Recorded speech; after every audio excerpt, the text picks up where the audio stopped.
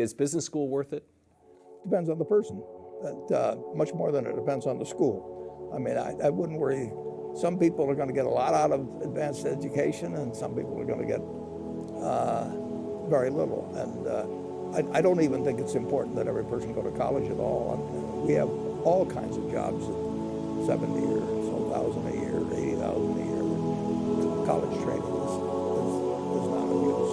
And I actually am not keen on going to college myself. Yeah, my dad kind of jollied me into it. He could get me to do anything. But if they'd had an SAT test in those days, he would have taken the test for me. but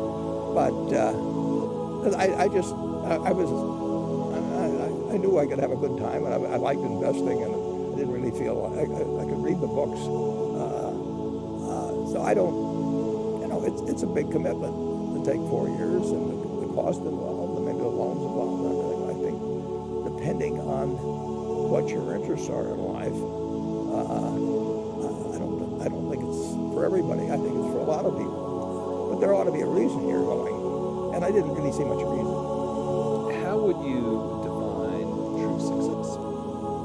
Well, I've said many times that if you get to be 65 or 70 and later, and the people that you want to have love you actually do love you, you're a success. I've never seen anybody that reaches that age. I mean, I'm not talking about somebody that's extreme poverty or pain or something, but I've never seen anybody that, if they have a lot of people that love them, that is other than happy. And I've seen some very, very wealthy people that they give testimonial dinners to and name schools after and everything. But nobody loves them. The first rule in investment is don't lose.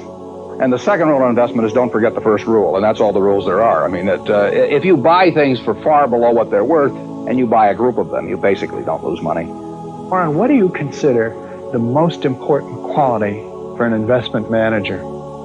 It's a temperamental quality, not an intellectual quality. You don't need tons of IQ in this business. I mean, you have to have enough IQ to get from here to downtown Omaha. But you do not have to be able to play three-dimensional chess or be in the top leagues in terms of bridge playing or something of the sort. You need a stable personality. You need a temperament that neither derives great pleasure from being with the crowd or against the crowd.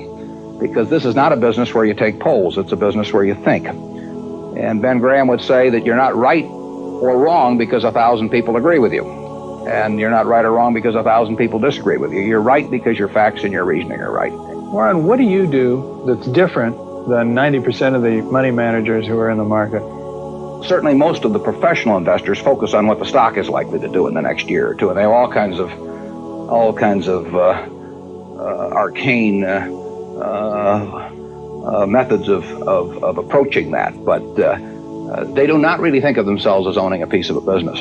The real test of whether you're investing from a value standpoint or not is whether you care whether the stock market is open tomorrow. If you're making a good investment in a security, it shouldn't bother you if they close down the stock market for 5 years. All the ticker tells me is the price. And I can look at the price occasionally to see whether the price is outlandishly cheap or outlandishly high. But prices don't tell me anything about a business. Business figures themselves tell me something about a business, but the price of a stock doesn't tell me anything about a business. I would rather value a stock or a business first and not even know the price, so that I'm not influenced by the price in establishing my valuation, and then look at the price later to see whether it's way out of line with what my value is. By far the best investment you can make is in yourself. I mean, for example, communication skills. I tell the students that come, they're going to graduate schools and business, and they're learning all these complicated formulas and all that. If they just learn to communicate better, both in writing and in person, they increase their value at least 50%.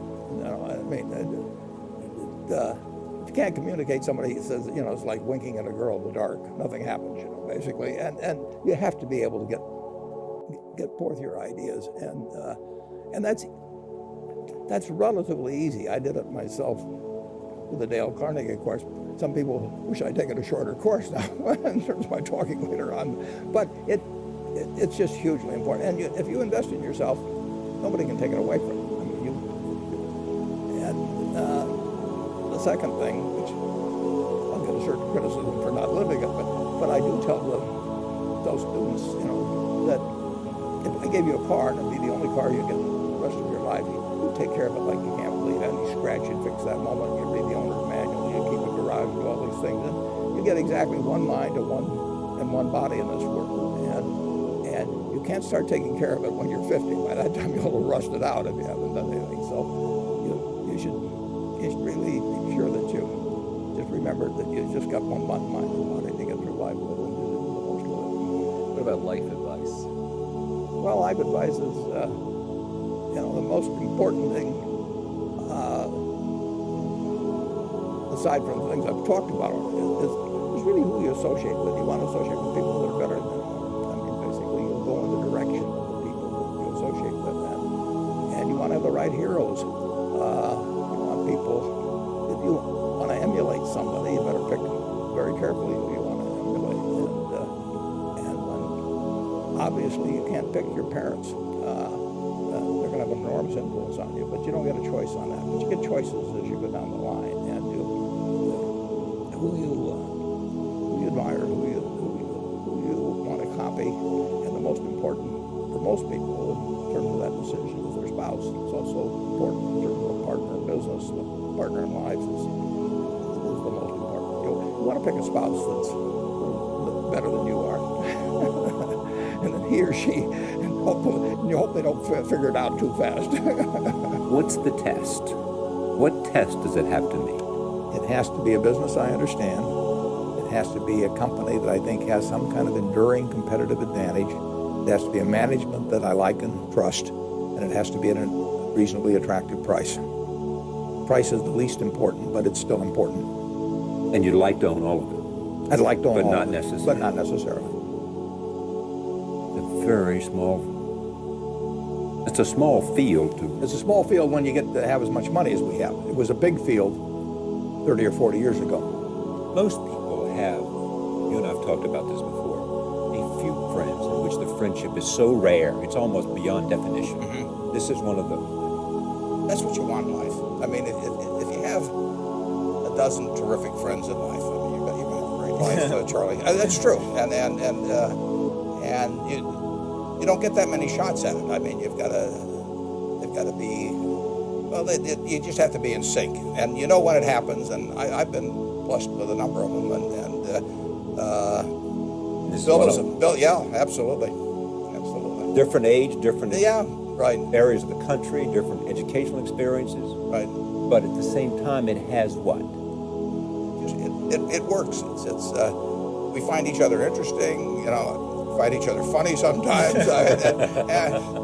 I can't recall a time in any kind. I mean, we've gone on trips together, different things, but I can't recall a time when we'd have a good time together. A lot of people I know that have done well in their own areas focus. In fact, just about the first time I met Bill, we were at a place with 15 people eating dinner, and his dad went around the table and asked everybody what they thought the most important ingredient they brought to their game was. And I answered focus, and I saw Bill nodding his head across. So you knew right there. We were soulmates. Soulmates. Yeah, no, it